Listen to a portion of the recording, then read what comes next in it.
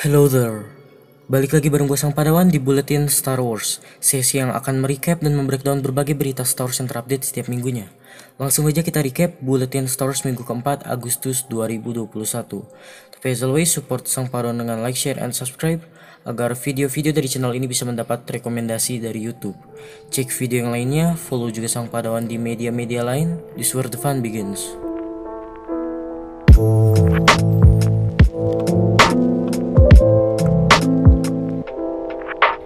Series Andor dikabarkan telah menyelesaikan proses syutingnya.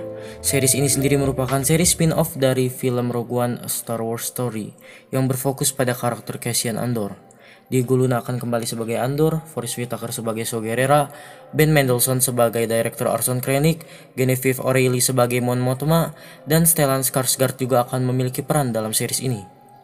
Detail lainnya, ada kabar kalau series ini akan menampilkan unsur prequel trilogi, di mana di salah satu episodenya akan menampilkan Coruscant serta Clone Trooper Post Order 66. So berarti series ini akan kembali memperlihatkan kita dengan peristiwa Order 66, yang tentunya jadi scene flashback series ini. Pasti ada yang punya mindset, buat apa kita butuh series prequel Rogue One? Dan memang gue juga sempat berpikir kalau series ini bakal useless. Tapi akhirnya gue pun bisa mengembalikan hype series ini karena melihat Rogue One yang bisa dibilang jadi salah satu film terbaik Star Wars. Apalagi series Andor ini juga punya episode yang lebih banyak dibanding series live action lainnya. Tapi selain itu, ada lagi hal yang membuat kalian jangan sampai melewatkan series satu ini. Karena katanya series ini gak seperti apa yang kita kira. Series ini akan banyak mengeksplor rebellion lebih jauh dan juga kita akan melihat beberapa karakter familiar muncul di series ini. Series ini sendiri berlatar 15 tahun setelah Revenge of the Sith, 5 tahun setelah series Obi-Wan Kenobi, dan 5 tahun sebelum Rogue One.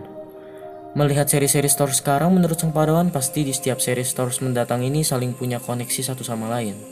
Melihat series ini berlatar 5 tahun setelah series Kenobi, bisa aja kita melihat cameo Obi-Wan di seriesnya, sekaligus menaikkan hype series Obi-Wan Kenobi.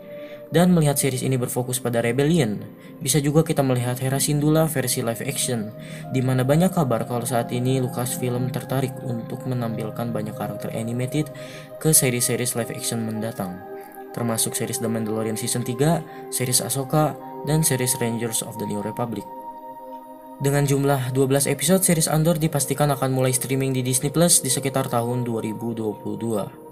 Berasal dari source Star Wars only, kabarnya The Mandalorian Season 3 nanti akan menjadi season terakhir dari kisah The Mandalorian Din Djarin.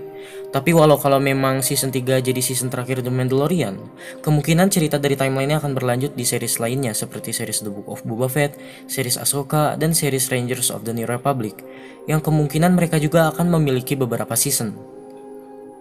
Dari source di Hashtag Show, rumornya Lucasfilm sedang berencana untuk membuat series Disney Plus yang berfokus pada karakter Finn.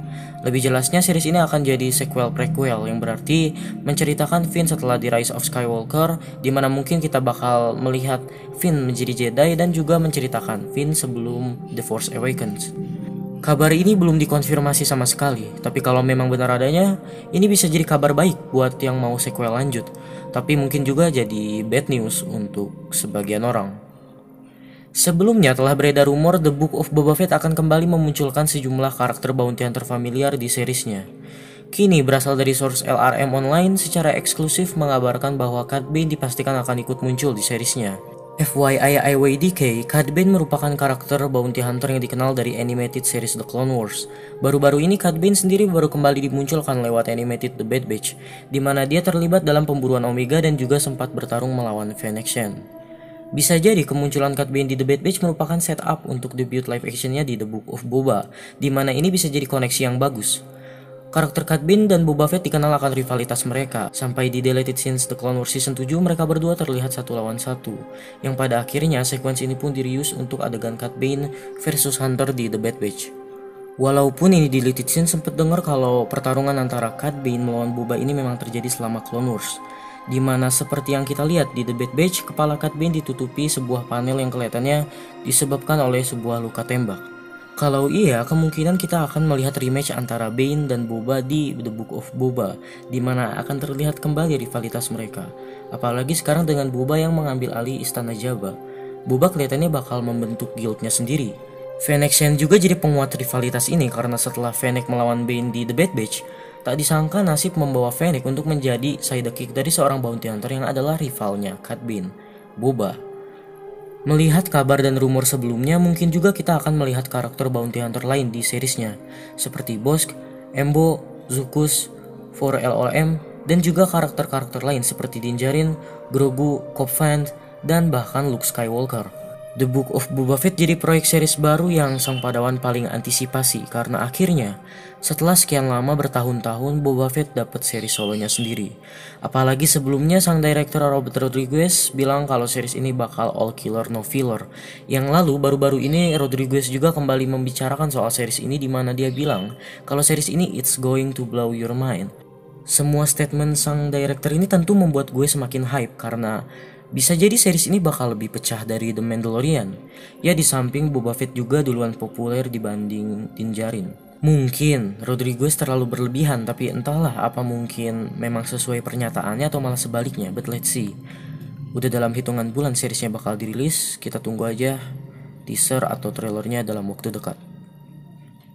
Telah beredar leak konsep art dari series Obi-Wan Kenobi. Source Newsnet berkata kalau konsep ini mereka temukan di set syuting seriesnya, di mana kabarnya syuting seriesnya masih belum benar-benar selesai. Setelah sebelumnya telah dikabarkan kalau beberapa case-nya seperti Rupert Friend dan Indira Varma telah menyelesaikan syuting mereka.